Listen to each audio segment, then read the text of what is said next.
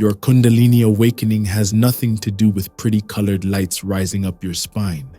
Chakras and energy flowing through your microcosmic orbit could represent lights, and I won't discount someone's experience, but much of the yearning and desire to see colors keeps you spiritually sedated, while the real power sleeps at your core.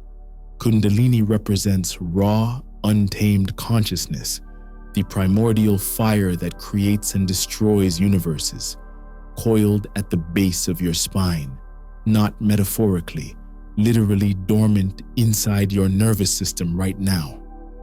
Every authentic spiritual tradition points to this. Qi in Taoism, sekhem in Kemetic mystery schools, prana in yoga. Different words for the same biological and spiritual reality most modern seekers never experience because they're chasing sensations instead of awakening. Look, your spine houses a biological reality ignored by science and miscommunicated in popular spirituality. The sensation ancients described as a serpent corresponds exactly to the sequential activation of nerve plexuses along your spinal column. When stimulated in the correct sequence, these nerve centers trigger cascading neurochemical reactions that radically alter consciousness. This ancient knowledge appears across cultures because they all recognize the same biological architecture. Chinese traditions called this energy qi, Kemites named it sekhem, and yogis termed it prana, different words pointing to the same fundamental force that transcends physical existence while expressing itself through it. But here I'll challenge my own statement. Reducing Kundalini to mere biology misses half the truth. The biological component serves as the vehicle, not the essence. What flows through those neural pathways represents consciousness recognizing itself in increasingly subtle dimensions. The real barrier to activation is your psychological blocks, which you have built since childhood. Your mind builds elaborate defense mechanisms that not only shape your personality but physically alter your nervous system's functioning. These psychological patterns create the blockages preventing Kundalini from flowing naturally. Want proof? Notice how emotional trauma manifests as physical tension in specific body areas. Those tensions aren't random. They follow the exact pathways described in ancient Kundalini texts. Your psychology becomes biology, and both impact consciousness.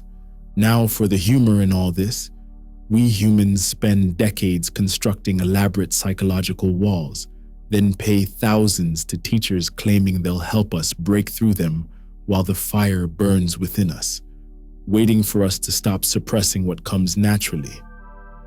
The cosmic joke remains that what we seek through endless spiritual practices already exists as our fundamental nature. EEG studies on advanced meditators show distinctive brain patterns during Kundalini activation, increased gamma wave coherence across brain regions that normally don't synchronize.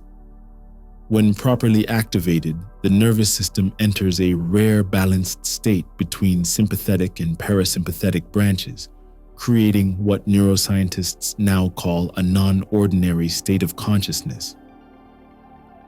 So, how do you actually activate this dormant force? I'll give you a 3-step process that harmonizes all dimensions of your being. Step 1. Neurological preparation. Your nervous system requires preparation before Kundalini can flow safely. Begin with slow, conscious movements of your spine while breathing deeply. Start at your sacrum and move upward, segment by segment. Focus on relaxing each vertebral section as you exhale. Combine this with humming that creates vibration at the base of your spine, literally sending sound waves through your cerebrospinal fluid. The specific frequency matters here. Aim for a deep tone that resonates at the base of your spine. This vibration helps dissolve calcium deposits and tension patterns that block energy flow. For maximum effect, perform this practice at dawn when your nervous system naturally shifts from parasympathetic to sympathetic dominance. practice this daily for at least 1 week before proceeding further. Most Kundalini accidents happen because people skip this critical foundation work. Your body needs time to prepare for the increased energy flow. Step 2. Psychological release. Once your nervous system becomes prepared, address the psychological material blocking energy flow. During meditation, scan your body for areas of tension or discomfort. These represent emotional blocks stored in your tissues. When you locate one, breathe directly into that area while mentally giving permission to release whatever remains stored there. Use the phrase, "I now release all patterns that no longer serve me," while maintaining awareness on the sensation. This systematic clearing creates space for Kundalini to rise naturally. This process might bring up suppressed emotions or memories. That's normal and necessary. Each psychological block corresponds to a specific location along the Kundalini pathway. Anger often lodges in the liver and solar plexus. Fear typically resides in the kidneys and lower back. Sexual trauma commonly affects the pelvic region. By addressing these emotions directly, you clear the path for energy to flow. If you value these insights into how Kundalini integrates biology, psychology, and consciousness, give us a like and subscribe. I'm going to continue teaching methods that bypass conceptual understanding and connect you directly with your innate power. Step 3. Consciousness alignment. With your system physically prepared and psychological blocks addressed, the final step involves aligning with the consciousness aspect of the Kundalini. This counterintuitive technique employs surrender rather than force. During meditation, completely release all effort to make anything happen. Instead of trying to raise energy, focus on becoming the awareness that observes all experiences without identifying with any of them. Ask yourself, who observes these sensations? And rest in that observing presence. Paradoxically, this surrender allows Kundalini to activate more powerfully than any forceful technique. This step transforms Kundalini awakening from a personal achievement into a recognition of universal consciousness, expressing through your form. The ancient texts describe this as becoming the hollow bamboo, through which the divine breath flows unobstructed. Many spiritual teachings emphasize control and direction of energy, but the highest understanding involves allowing rather than controlling.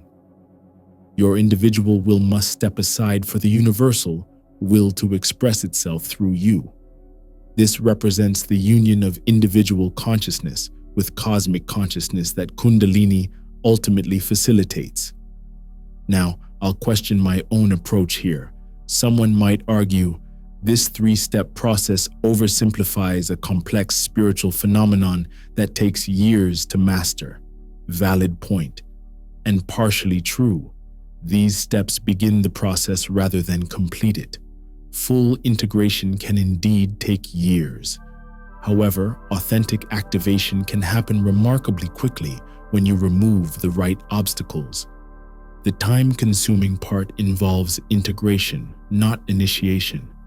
Another valid criticism is, this approach ignores traditional practices like specific mantras and mudras, to which I respond, those techniques work excellently as supplements, but they often fail without the foundation laid by these 3 steps. Add traditional practices after establishing this framework, not before. A third objection might be, this approach seems too psychological and not sufficiently spiritual. Yet this division between psychological and spiritual represents a modern misunderstanding. Ancient traditions never separated these dimensions. They understood that purification of mind naturally leads to spiritual realization. Have you ever experienced spontaneous body movements, tingling at the base of your spine, or waves of energy during meditation? Comment below with your experiences. Understanding these preliminary signs helps track the awakening process accurately. The warning about energy shifts deserves an explanation.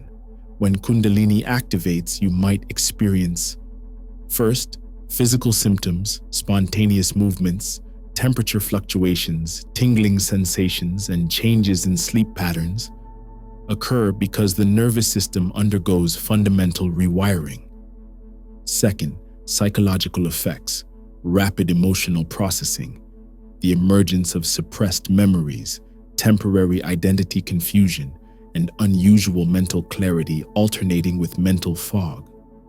These happen as psychological material stored in your body-mind system gets processed and released. Third, consciousness shifts, altered perception of time, spontaneous meditative states, dissolution of boundaries between self and environment, and intuitive knowledge arising without logical process. These represent consciousness recognizing its nature beyond individual limitations.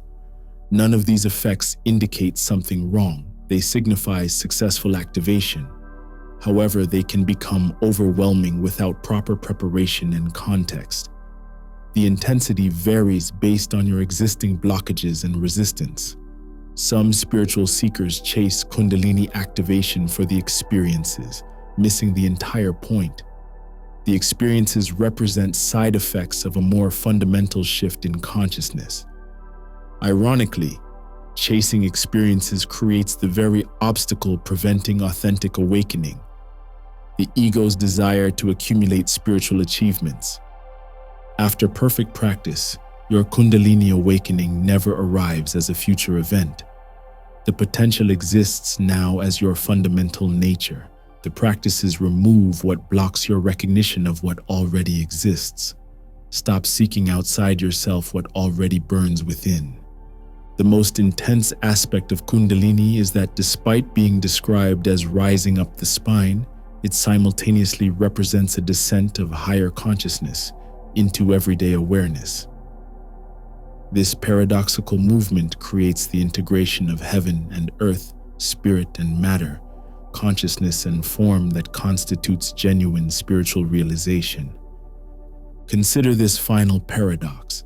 The fire of Kundalini transforms everything, yet nothing fundamentally changes. You remain who you always were beneath the conditioning. Only now you recognize it directly. The awakening destroys illusions without creating anything new. Truth emerges not through accepting theories about Kundalini, regardless of how sophisticated they sound. Truth comes through direct experience of your own consciousness as it uncoils from potential to expression. All the power you seek already exists within you. Will you remove what blocks its natural expression?